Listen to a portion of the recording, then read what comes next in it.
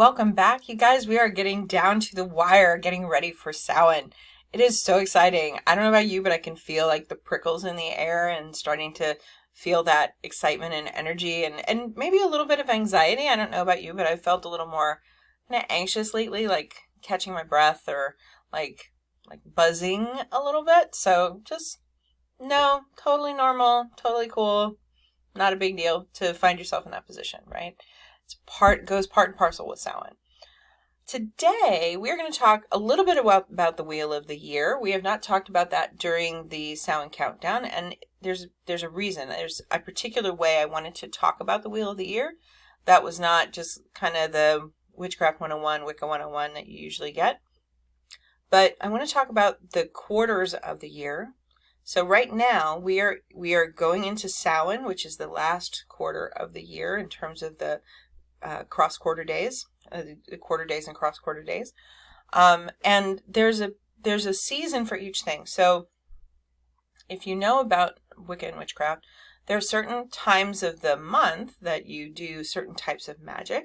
So you might do any kind of drawing magic or pulling magic or attractive magic. You will do that during a waxing to full moon, and any kind of baneful magic or magic where you're sending something away, you're going to do that during a full to waning moon, to new moon. So that's kind of how magic is done on a lunar cycle.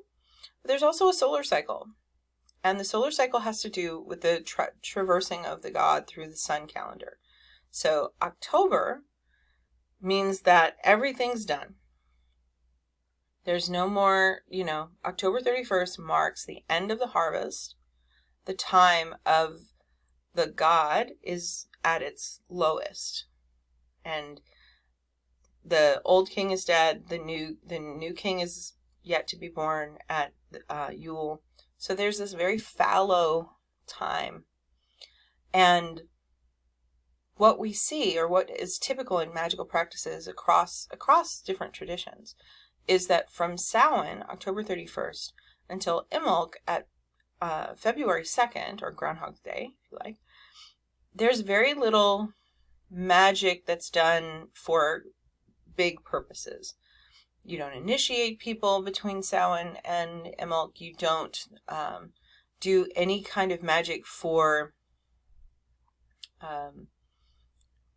anything that requires like lots of life-giving energy. You don't do that during this time period. So you wouldn't do like fertility magic between now and Imbolc, for example. You can certainly do magic for things that are necessary, like if you need money for your bills or for your kids, or if you need food, or if you need, health, you can do all that kind of magic for sure. But it is impacted by the fact that we are in this fallow time of the year. And certainly the darkest time is between now and Yule. So Yule is traditionally celebrated around December 20th, 21st with the Winter Solstice. So we're getting darker from between now and Yule. And so now it's like really not the best time to be doing any kind of magic for a big giant change. It's much better to be doing the kind of magic that you would do to pay attention to what you need, or to do introspective work. Some people would call that doing shadow work during this time, where you're really looking at the stuff that might hold you back and looking to clear a lot of that kind of energy out of your body, out of your psyche between now and February 2nd. So the Wheel of the Year starts with Samhain, that's the new year, and the next holiday is the Winter Solstice, or Yule. Next one is Imbolc, February 2nd, also called Groundhog's Day. After that, we get the vernal equinox, or spring equinox, around March 20th or 21st. After that comes Beltane, and Beltane is the opposite of Samhain. So Beltane is all of the life-giving power that comes with May 1st, in the opposition to all of the death and ending power of Samhain, unwinding power of Samhain. After Beltane, you go to the summer solstice, or Letha, and then Lammas at August 2nd or 1st. Then, once again, you're back to Mabon and Samhain. So Mabon, the middle harvest, the autumn equinox, and then Samhain, the last harvest. So each one of those holidays has a period with it that goes with the mythological structure of the story of the god, the story of the masculine power, the story of the way things happen in a sunwise, looking at the sun, right? The sun story, if you will.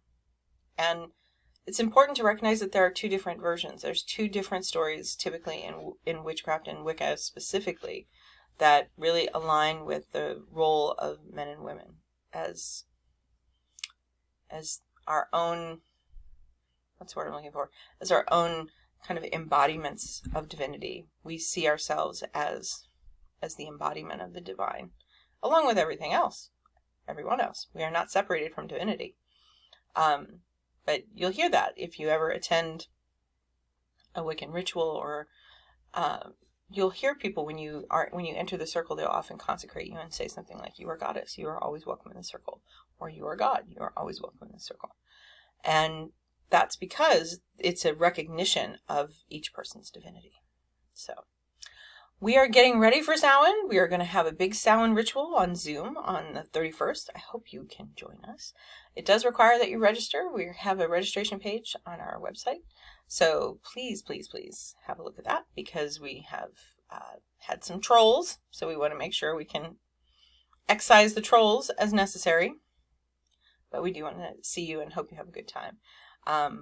There's going to be all kinds of fun stuff, and if you haven't figured it out, all of these 31 days of Samhain have really kind of been to get you in the mood, but also to prepare you so that you have a good Samhain experience and that you have a good, magical Wiccan witchcraft experience as you get closer to Halloween. So I have had so much fun doing this for you and with you. I can't wait to do more, and I hope that you got something out of it. If you have any questions at all, you can always write to me at marianne@witchdaily.com, and we'll get those answers to you. I hope you have a wonderful witchy day, and we will see you tomorrow.